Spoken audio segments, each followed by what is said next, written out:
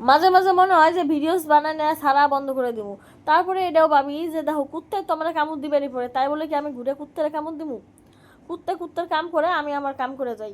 তো আমার এই ভিডিওগুলো অনেকের অনেক ভালো ঠেকে, তারা অনেক ভালো ভালো কমেন্ট করে। আর কিছু হেটার্স আছে যারা কিনা আমার একদম দুই চোখকে সহ্য করাবার না, যাগো কিনা আমি দুই চোখের বিষ, তারা আমার কমেন্ট করে উল্টোপাল্টা কমেন্ট করার কারণও আছে, কারণ তারা সারা জীবন আমার পিছনে পড়েছিল, আর এই জীবনে কোনোদিন আমার আগিয়ে যাবে পারবো না, আমার পিছনেই পড়ে থাকবো।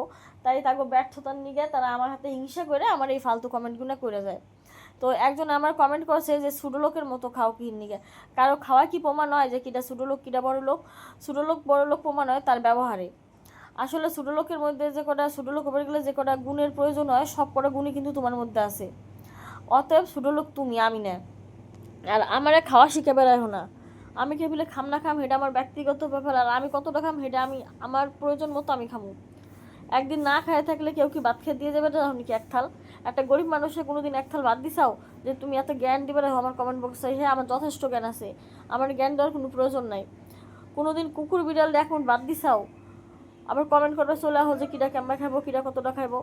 আসলে নিজের কোনো যোগ্যতা না থাকলে পরের কোনো ভালো দেখে তো সহ্য করা পারে না কিছু মানুষ। থার্ড ক্লাস মানুষেরাই কিন্তু শুধু এই ধরনের কমেন্ট করে থাকে। আর যারা কাজ করে, যাদের সময়ের মূল্য আছে, তাকে কিন্তু এই ফালতু করার কমেন্ট করার নিয়ে কোনো সময় থাকে না।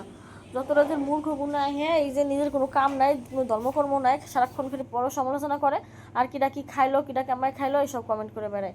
আমার চিন্তা না করে নিজের চিন্তা দাও, তাহলে কিন্তু এই ফালতু কমেন্ট করার সময় পাবে না। তখন কাজে ব্যস্ত থাকবো, দুটো পয়সাও ইনকাম হবো।